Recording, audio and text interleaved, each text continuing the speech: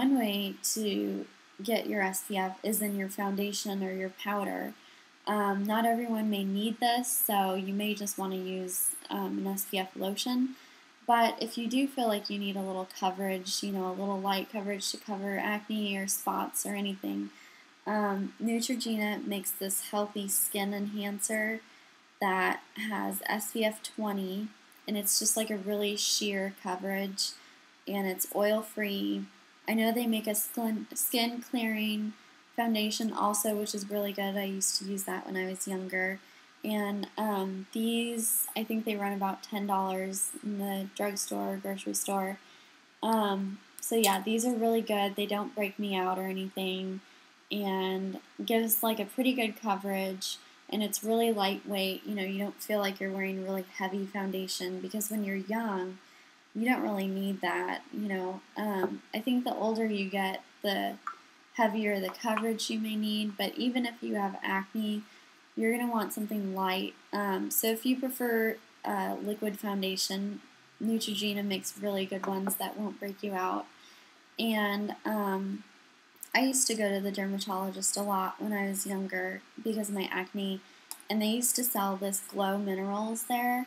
I know they sell this at beauty brands. I don't know if you have a beauty brands by you, but this is a really good pressed powder foundation, and this, I believe, also has an SPF like 15 or 20 in it or something like that.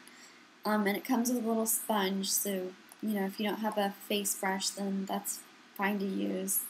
Of course, a face brush is always better for that. The sponge will do just fine. So this is a really good powder foundation. And if you have like oilier skin, you may want to lean towards a powder foundation as opposed to a liquid. And if your skin's kind of drier, a liquid may be a better choice for you. So you apply your foundation after you do your moisturizer and let that sink in a little bit. If you have any spots that you need to cover up, or dark circles under your eyes or anything like that, I know I sound like I work for Neutrogena or something, but they make a really good concealer. Mineral Shears concealer that has an SPF 20, and it comes with this little loose powder on the bottom that you can set it with, or you can even use this loose powder all over your face if you're using a liquid foundation, just to kind of set that so it doesn't look greasy or anything like that. So that's really nice to have, and just a little touch up little spots, without having to wear a real heavy foundation all over. CoverGirl makes really good eyeshadows. Some of them are a little crazy and vibrant, but they make a really pretty brown that I have. This is Swiss Chocolate, and this may be a little dark for you, but it's a really pretty shimmery brown. I have it on my eyes right now, and I think it's a really good neutral color that's easy to apply, and it's pretty foolproof. So CoverGirl Swiss Chocolate is a good color to check out. Also, Almay makes Pure Blends eyeshadows, and these are all about 98% natural, so they have a bunch of natural ingredients, and I'm pretty sure Almay does not test on animals, so if that's important to you, Almay may be a good brand for you to look into. And this is just one of the colors. They make a ton of gorgeous colors, great pigmentation, they go on really smooth, and here's another color here. And they're just really great for like everyday use, and you can mix and match them, and I just think they're really great colors for preteens. There's a nice pretty lavender color. So those are some nice eyeshadows for you to check out.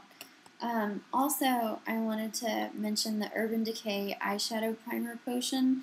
I know a lot of you buy this kind of stuff on your own money that you earn, or don't really have the opportunity to pick up a lot of high-end cosmetics.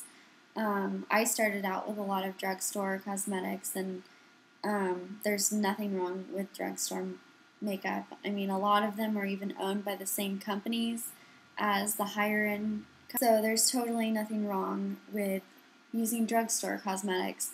But if you do get an opportunity to go to like a Sephora or something, Urban Decay makes this eyeshadow primer.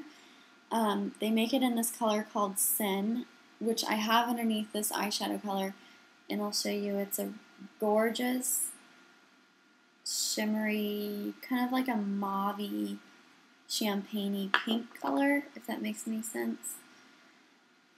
And this just acts as a gorgeous base for your eyeshadow and just adds a light shimmer like that all over your lid.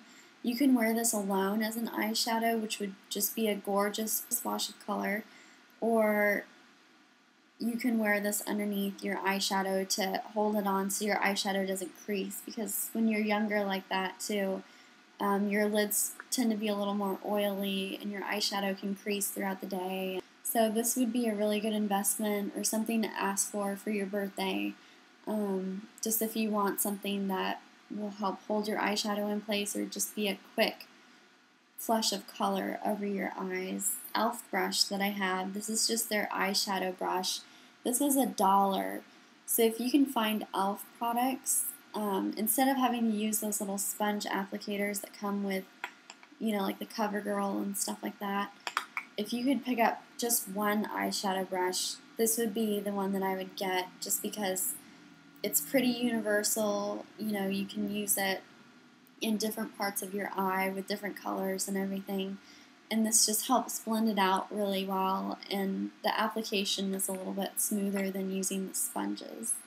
Oh, also, I wanted to show you these Sally Hansen Natural Beauty eye palettes. These are a little more expensive. I think they're maybe around $12 or something. But you get 3 colors, and they have a bunch of different ones with different colors in it. So those are kind of fun to play around with. And the pigmentation on these is awesome. They're really smooth, and they're really comparable, I think, to MAC eyeshadows. So those are really good to check out if you want a few different colors to play around with. And oh, also I wanted to talk about other brushes.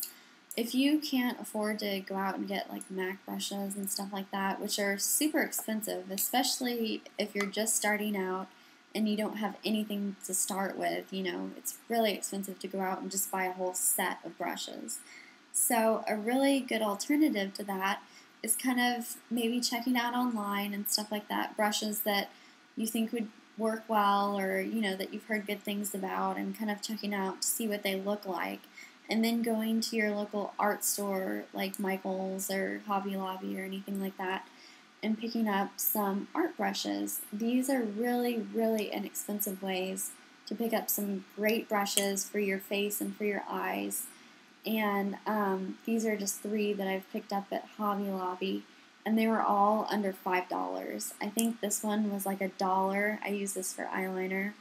But whatever you feel like you need, you know, if you want to play around with brushes, this is a great way to start out.